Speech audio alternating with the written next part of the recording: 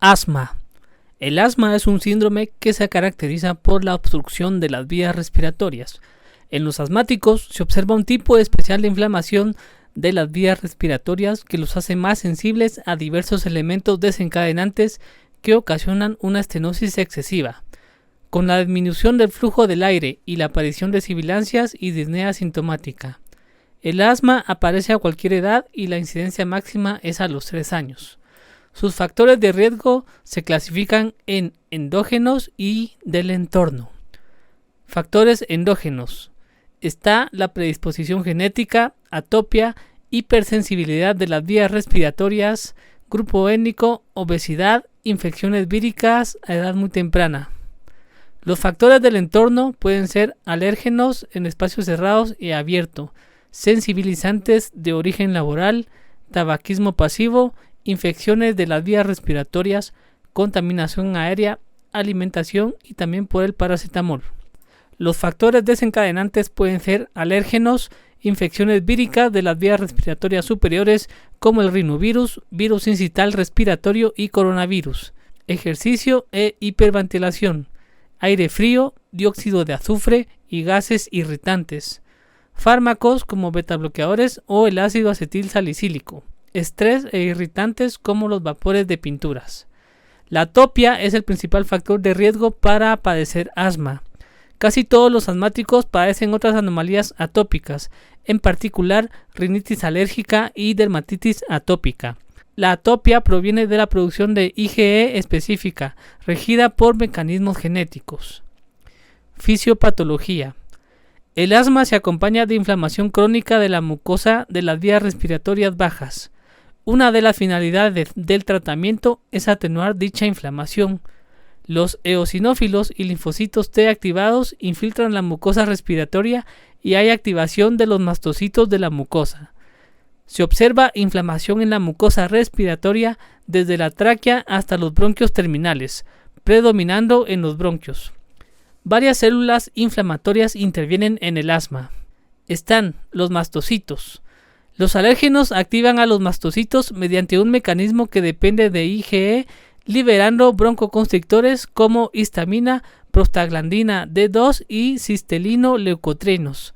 Estos mediadores contraen a las fibras del músculo liso de las vías respiratorias, acentúan la permeabilidad microvascular, incrementan la secreción de moco y atraen a otras células inflamatorias. Macrófagos y células dendríticas. Estos liberan citocinas y mediadores antiinflamatorios como la interleucina 10. Eosinófilos. La infiltración eosinófila es un signo característico de las vías respiratorias en los asmáticos. Estas células intervienen en la aparición de la hiperreactividad de las vías respiratorias por medio de la liberación de proteínas básicas y radicales libres provenientes del oxígeno. Linfocitos. Estos tienen una función importante en la coordinación de la respuesta inflamatoria en el asma por medio de la liberación de citocinas específicas, lo cual permite el reclutamiento y la supervivencia de los eosinófilos. La limitación del flujo de aire se debe sobre todo a la broncoconstricción, pero también contribuyen otros factores como el edema de la pared bronquial, la congestión vascular y la obstrucción de la luz por secreción. Esto ocasiona reducción del volumen expiratorio forzado en un segundo y el flujo expiratorio máximo, así como aumento de la resistencia de las vías respiratorias. El cierre temprano de las vías respiratorias ocasiona hiperinsuflación pulmonar o atrapamiento de aire y aumento del volumen residual. La hiperreactividad de las vías respiratorias es la anomalía funcional característica del asma y describe la respuesta broncoconstrictora a elementos desencadenantes. Esta surge con broncoconstrictores directos como histamina y metacolina, que contraen el músculo liso del aparato respiratorio. Manifestaciones clínicas y diagnóstico. Los síntomas característicos del asma son sibilancias, disnea y tos. A menudo empeoran durante la noche y es típico que el individuo despierte muy temprano en la mañana. Con frecuencia se acompaña de hiperventilación y empleo de los músculos accesorios de la respiración. Antes de las crisis a veces surgen síntomas prodrómicos como prurito debajo de la mandíbula, molestias interescapulares y miedo inexplicable. Los signos físicos característicos son los estertores secos en todo el tórax durante la inspiración y en mayor medida durante la expiración, acompañados en ocasiones de hiperinsuflación. La espirometría permite confirmar la limitación del flujo del aire por el volumen expiratorio forzado reducido y la reducción del cociente volumen expiratorio forzado con la capacidad vital forzada. La reversibilidad se demuestra con un incremento mayor del 12% en el volumen expiratorio forzado 15 minutos después de inhalar un bloqueador beta 2 de acción breve como el albuterol. La radiografía de tórax suele ser normal, pero en individuos más graves puede mostrar hiperinsuflación pulmonar. La tomografía computarizada muestra áreas de bronquiectasia en las personas con asma grave y puede haber engrosamiento de las paredes bronquiales. Diagnóstico diferencial. La obstrucción de las vías respiratorias superiores por un tumor o edema laringio puede parecer un cuadro grave de asma, pero en un principio se acompaña de un estridor localizado en las vías respiratorias grandes. En ocasiones también la insuficiencia ventricular izquierda simula las sibilancias del asma, pero se acompaña además de crepitaciones en las bases pulmonares.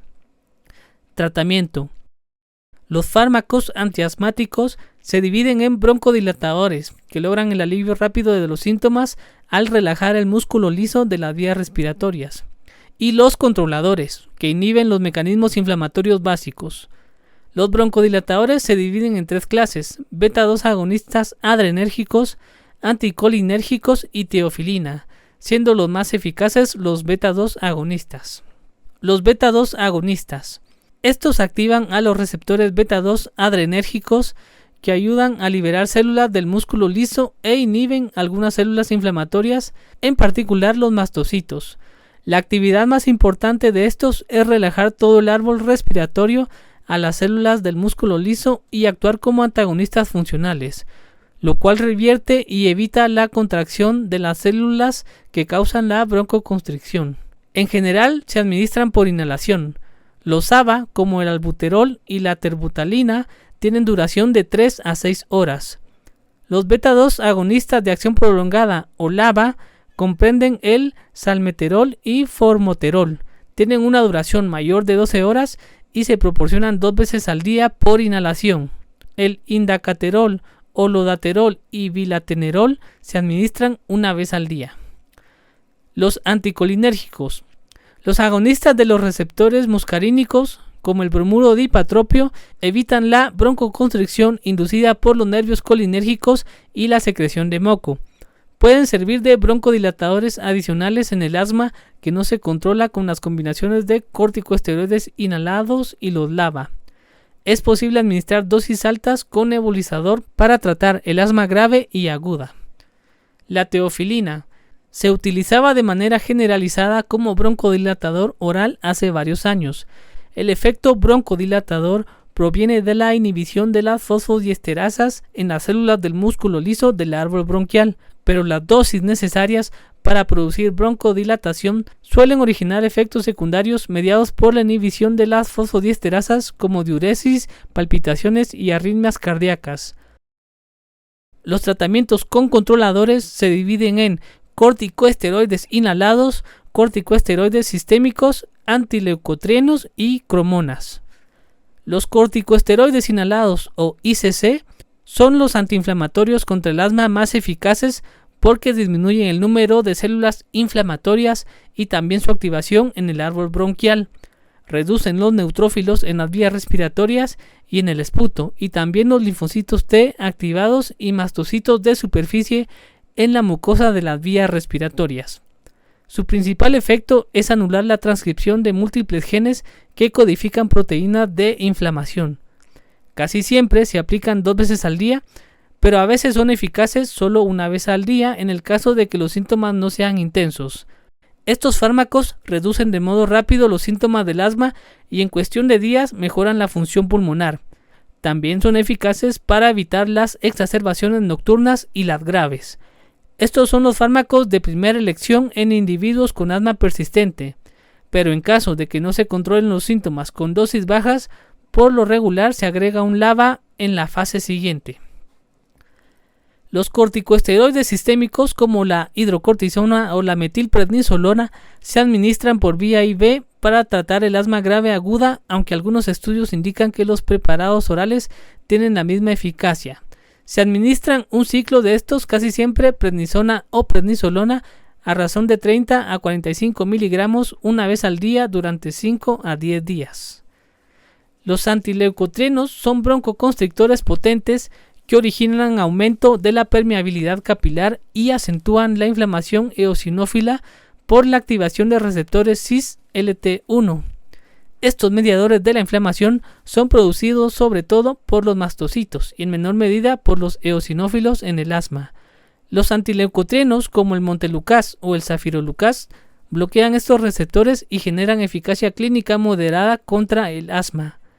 Son útiles como tratamiento complementario en algunos individuos en quienes no se logra control con dosis baja de corticosteroides inhalados. Se administran por vía oral 1 o 2 veces al día y son tolerados sin grandes problemas.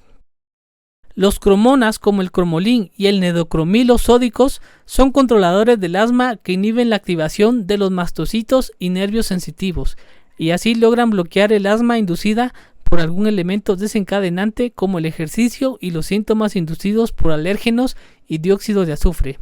Son poco útiles en el tratamiento a largo plazo del asma por su acción tan corta. Hay que administrarlos como mínimo 4 veces al día por inhalación.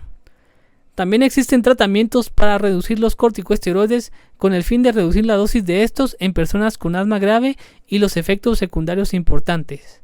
Con este fin se han utilizado metotrexato, ciclosporina A, azatioprinas, sales de oro y gamma globulina IV. Tratamiento del asma crónica. Por lo general se comienza con una dosis intermedia de corticosteroides inhalados 2 veces al día, 200 microgramos de dipropinoato de beclometasona o un equivalente, y se reduce la dosis si después de 90 días los síntomas disminuyen.